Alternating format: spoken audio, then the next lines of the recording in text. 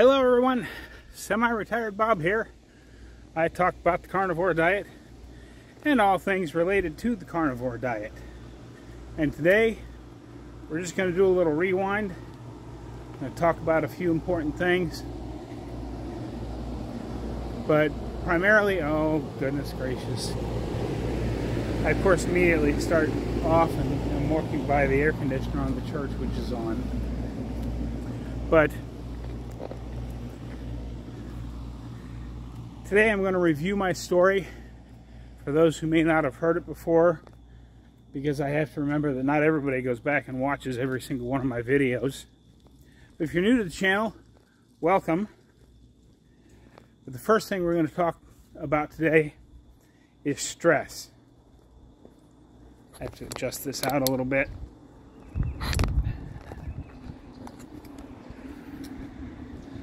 What you might notice here is I'm not walking on the road.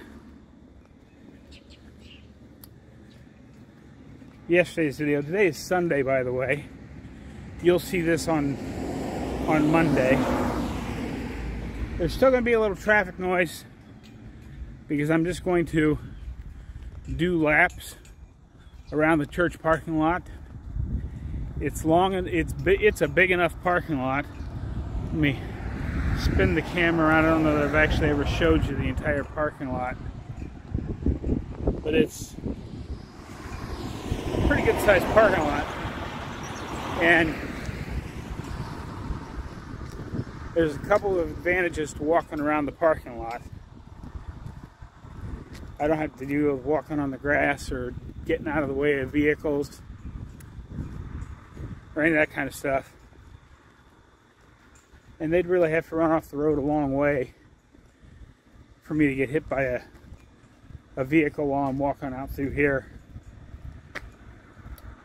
By now I have to walk around Pastor's new big red Dodge Ram pickup truck because he's hung up on Dodge. I drive a GMC just because it's what was available when I bought mine. But he always likes to joke that if you're not driving a Dodge Ram pickup truck, you need to get right with God. I think it's kind of funny. But in all seriousness, he did buy a really pretty truck. I just told him he needed to put some gray pinstripes on it so then it'd be an official Ohio State Scarlet and Gray truck. He's an LSU fan, so he didn't find that super amusing. But if I've done my math right, which I probably didn't, I'm thinking about 12 laps around the parking lot will be about the same distance as I've been walking. So I'm just going to walk some laps around the parking lot, talk to you, see how it goes. It should be quite a bit quieter. This stretch right here that I'm starting off on is the stretch up by the road.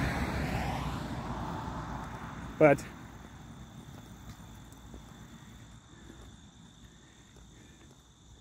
if I walk, as I walk around towards the backside here, it'll be right next to the woods. I'm hoping tomorrow. I was gonna go over to the park today, but it's Sunday and it's such a beautiful day out. I figured the park should be super crowded. So on days I expect the parks to be crowded, I'm probably just gonna do my walks walking around the parking lot, and then hopefully 2 or 3 days a week, depending on how my gas money holds out. It's 3.6 miles over to the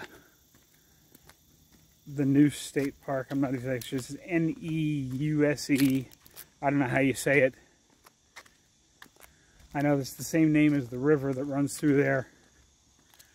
But I was looking online and they've got 3 or 4 hiking trails over there. And the first time I go over, I'm going to carry my big camera with me as well as my phone, so I can take some pictures. The first trail is supposed to be about a mile long, and then there's a couple other ones. There's one that's like 3.5 miles long, and another one that's 4 miles long. And then there's a big one that loops all the way around the lake that I think is 8 miles long. So it'll be a while to work up to that one, but I'm hoping to get over there quite a bit. We'll see how it goes. But let's talk about stress. And I think the name of her channel is Upping Life. I don't remember exactly what it is. I will put it on the screen for you here, and I'm going to put a link to her channel down below. And I don't think we realize how much stress affects our lives.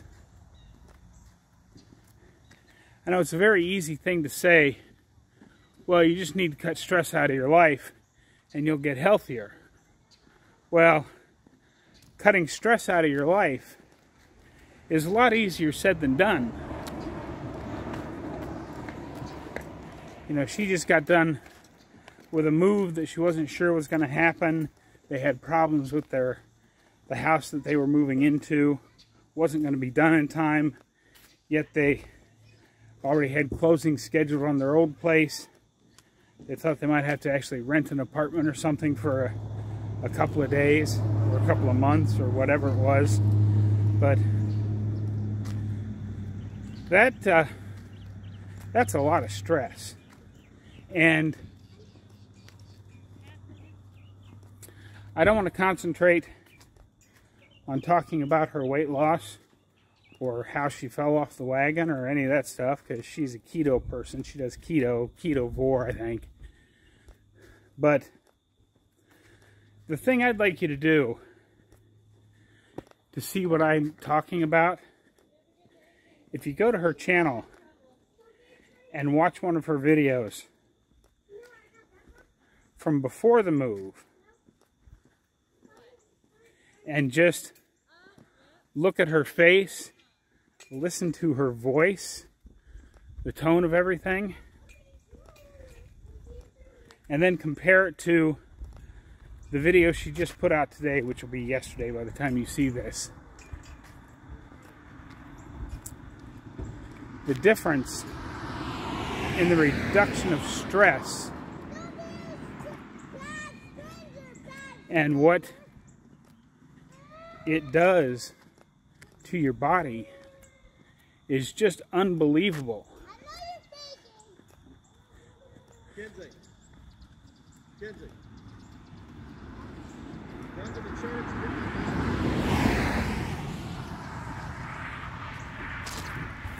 Got just a little bit of noise. One of the buses got back from taking the kids back home from church.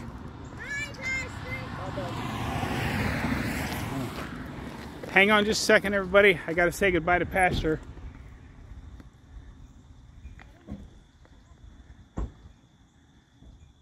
Have a good day, Pastor. You too, buddy.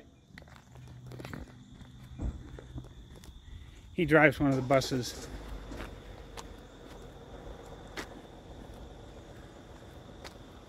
But go back and then watch her Sunday video, which, if you're watching this well into the future, today is October the 23rd, 2022. So watch her video that came out on that day and just look at the differences.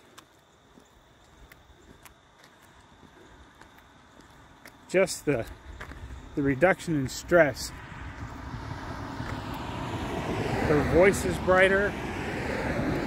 Her face is brighter. She's just a much happier person. And the whole reason I'm going into this is to point out to you that even though you don't realize it, stress can really mess you up.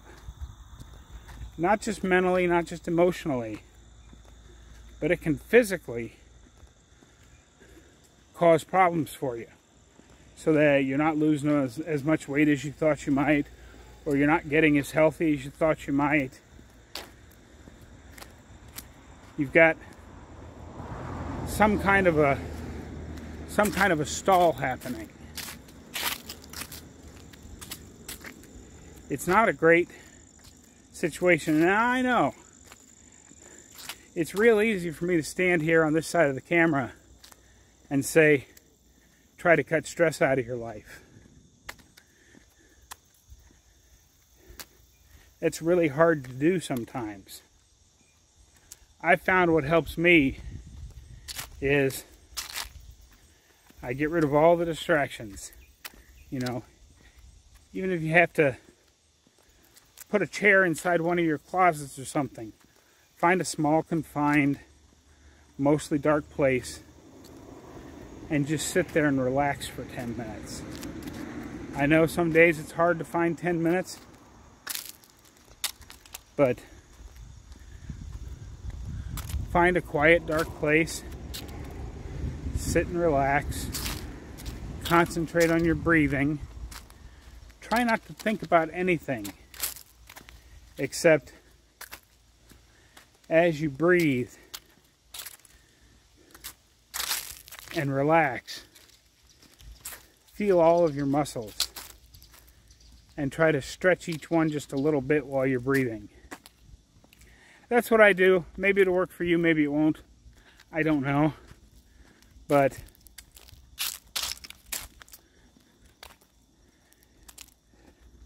if you're not getting the results you want to get, or you think you should get, try cutting some stress out of your life. I think you'll find the results can be remarkable.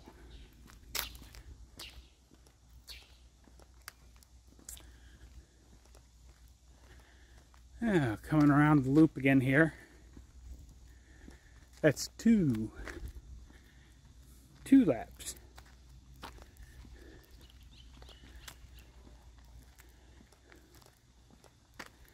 So, as a rewind, very briefly,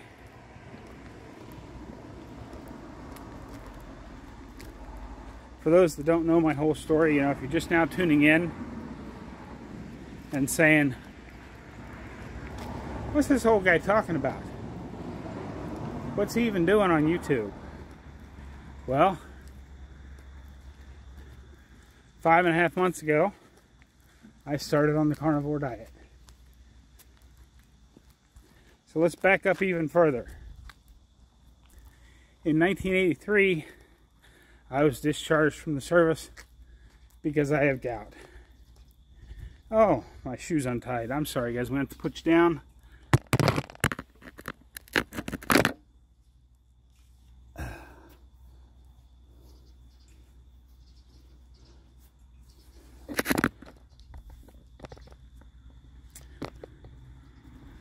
I have a little confession to make.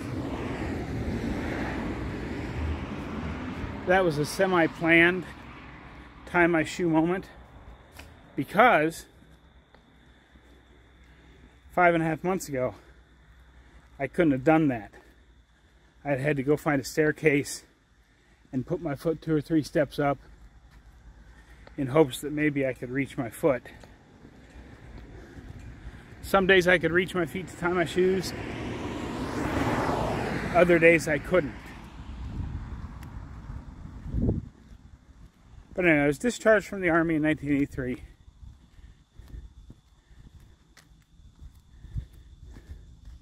Because I had gout. The service docs and the doctors I went to go see afterwards gave me the same advice.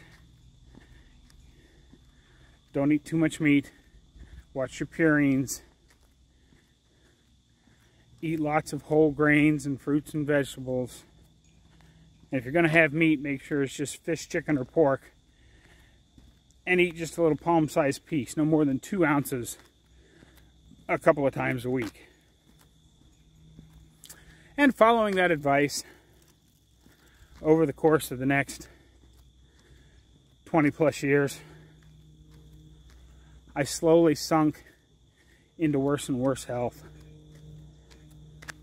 Because, you know, I realized I was getting heavier, but I thought it was because I wasn't exercising enough. So I'd try to exercise a little more, and then I'd have a gout attack. Now, most people that have gout attacks, they have them in their feet and their big toes. Those are the most common. And I would get those, but I can tell you from 40 years of gout experience that you can actually have gout attacks in literally any joint in your body.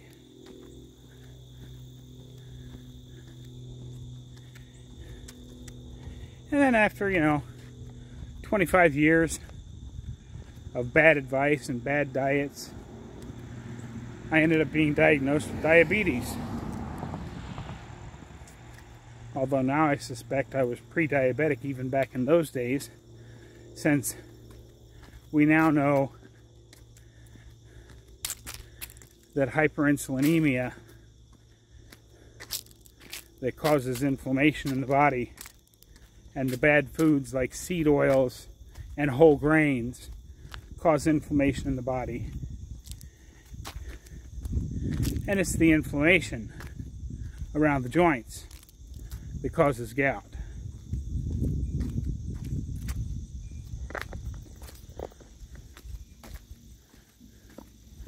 But after, you know, so then I had to combine my diet, trying to follow the gout diet, and add into that the diabetes diet recommended by the American Diabetes Association, that, you know, lots of whole grains, lots of fruit, lots of leafy green vegetables, don't eat meat if you're going to eat meat. So basically the gout diet and the diabetes diet are very, very similar.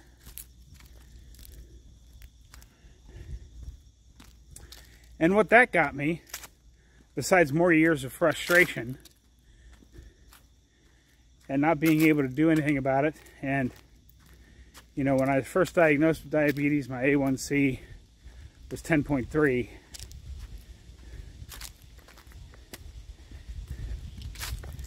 And then during my 6-month checkups,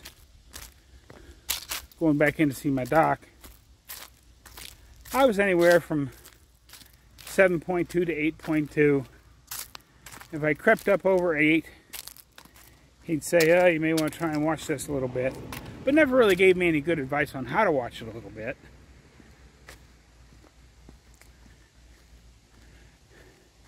And when it was, you know, 7.5 level, he said, you did real good this period. Well, as we all know now, 7.5 is not real good. And all that advice did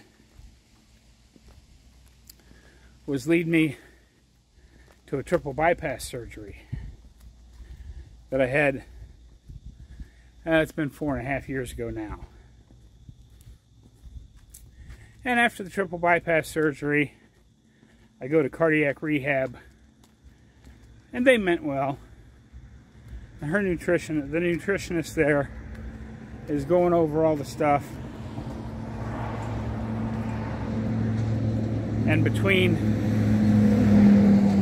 the gout diet and the diabetes diet and the Heart Association diet,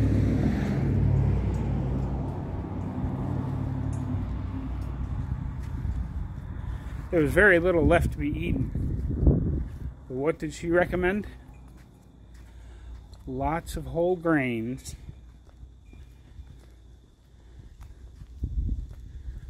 lots of fruits and vegetables, lots of leafy greens, and eat 5 or 6 small meals a day, which the way she said it was eat 3 meals a day keeping my carbs to less than 60 each meal, and then have 3 snacks spaced out between the meals of about 15 carbs per snack. Well, if we do the math, 60 times 3 is 180, plus 45 for the snacks. That's 225 carbs a day.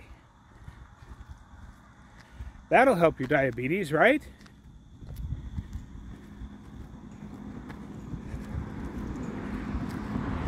Thank goodness. Well, I was sitting right here in this church parking lot, my trailer parked right where it is now, back in March. And if you want to hear the whole story of everything else, you can go back and watch that video. But I found Dante's channel, Ferrigno's Freedom, watched a few of his videos. That led me to Dr. Berry and Dr. Chafee and Dr. Baker and many others. I don't have time to name them all today. But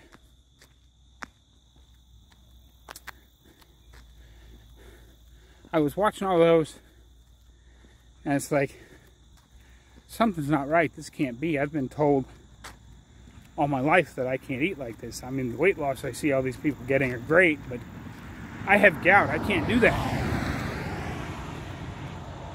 And then I was set to leave for Ohio for the season on Wednesday. And the Monday before that, because I'd subscribed to his channel, I got a notification that Dr. Berry was going live. So I thought, well, there's always 2,000 or 3,000 people in his lives, from what I've seen from the replays. There's no way I'm going to be able to get my question answered. There's the other bus coming back. His route must be a little longer. But there's no way I'm going to be able to get a question answered. But I jumped in there and typed out a question anyway about, you know, is there a version of this diet that I can do with gout? And I don't know if he ever saw the question or not, but one of his moderators, who are all very well trained, his moderators are great. If you haven't ever watched a Dr. Berry live, you should go into his comment section sometime and just watch his moderators work. They are all super smart. And one of them addressed my question and said, Bob, the bottom line here is meat does not cause gout. It does not make gout worse. It doesn't do any of the things you've been told it's going to do. And like I said, I don't remember who it was, but they put a link in the comment to a Dr. Berry talking about gout video. I watched that, and I watched a little more and did a little more research with some more of the doctors that had talked about gout. Not the doctors like my doctor, but the doctors like Dr. Berry and Dr. Baker. So I got it all, because I was traveling and going to be at my sister's house for 4 or 5 days before I went home. I decided, okay, I'm going to get home sometime on May the 8th. On May the 9th, I'm going to do it. I'm just going to start. And of course, I didn't know about all the stuff that could happen if you just jumped right into a carnivore diet. So I jumped right in feet first. And I discussed the problems I had in several of my videos. So feel free to go back and watch some of those videos. But the bottom line is I went from taking a handful of pills twice a day. I now take one. I take my blood thinner. And my cardiologist, who's actually on board with this way of eating, I asked him about stopping the blood thinner, and he said, "You're doing real well. Let's go ahead and take it through the winter, and when I see you again when you get back in the spring, we'll run some tests and we'll revisit whether or not you still need to be on the blood thinner."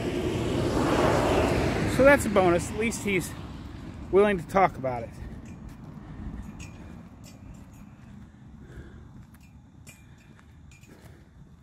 So I lost a whole handful of pills, which saves me a bunch of money. I have to change hands here. Seems like I may have miscalculated because I'm getting pretty tired, and I've only been around the parking lot 3.5 times here.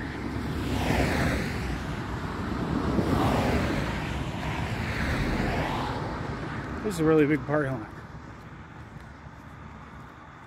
But anyway,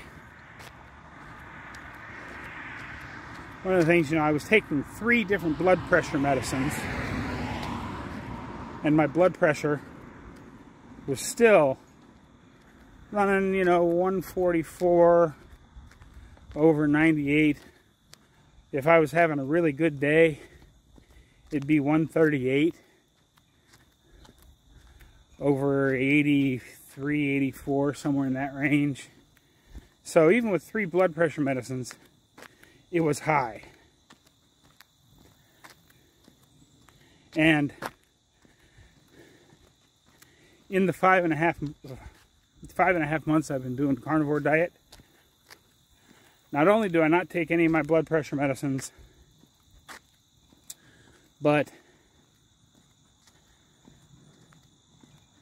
my blood pressure, I still check it every morning.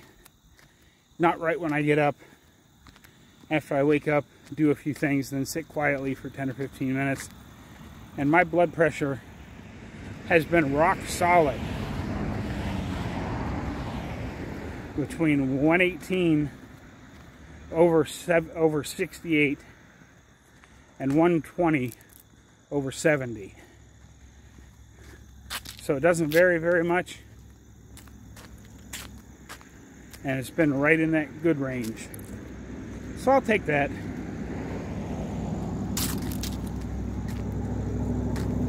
My kidney markers, which for the last several years since the heart surgery had been running borderline stage 1 kidney disease, and the set of markers I had before I started the diet, I was solidly in the red numbers, putting me in stage 1 kidney disease.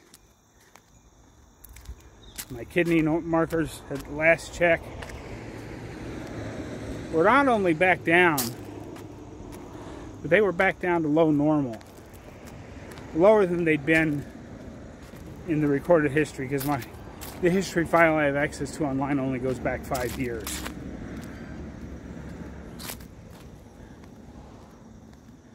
Same thing with the liver.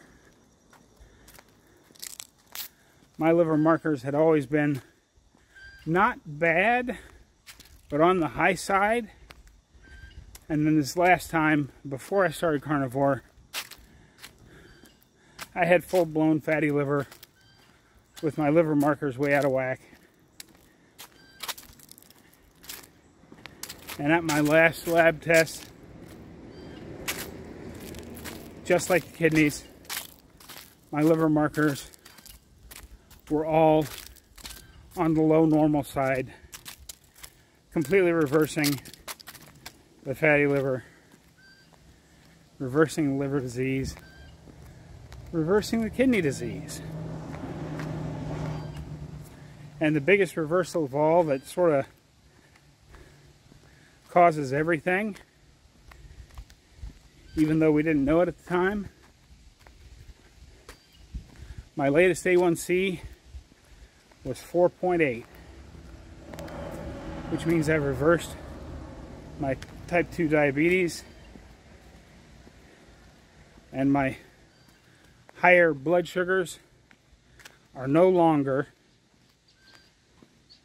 messing with everything else, allowing me to get healthier and healthier. As you can see here, I'm out walking every day.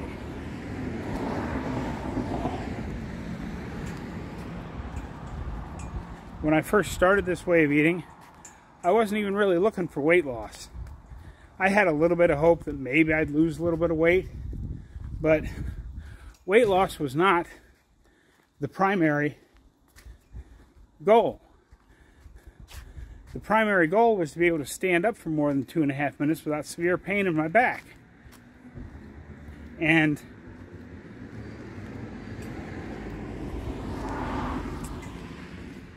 as you can see, I'm way beyond that now.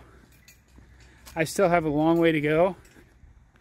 I talked about exercise and stuff in yesterday's video, which is the video you're going to watch today, which is Sunday, even though tomorrow's Monday. I don't know. Don't ask me to keep all that stuff straight. But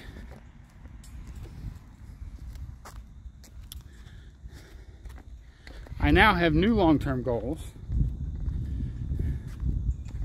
I'm still doing just this walking every day, which all of the doctors I've talked to, especially Dr. Barry, has said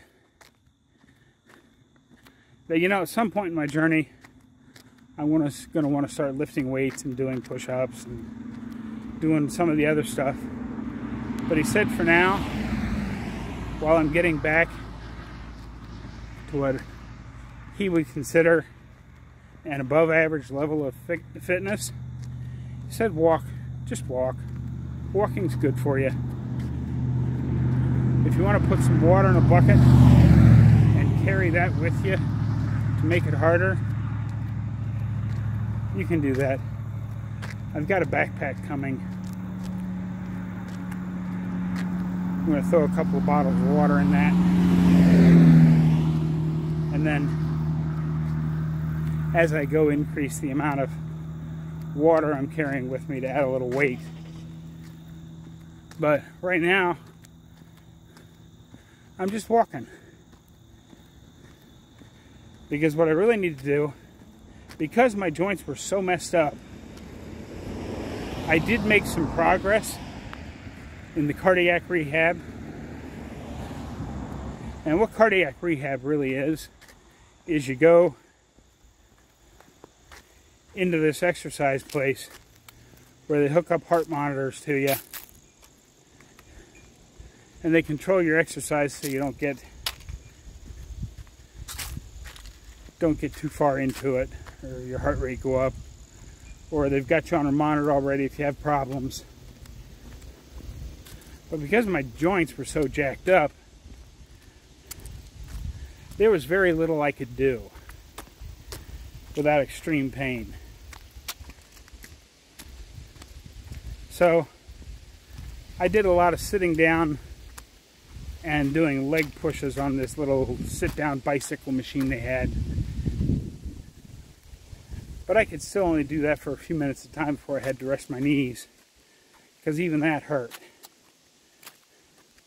So what I'm really doing now with these walks and increasing distance is hopefully strengthening my heart so that I can get now, 4.5 years after the fact, to the point they had probably hoped I would be at after 6 or 8 weeks of cardiac rehab. So that's my basic story in a nutshell.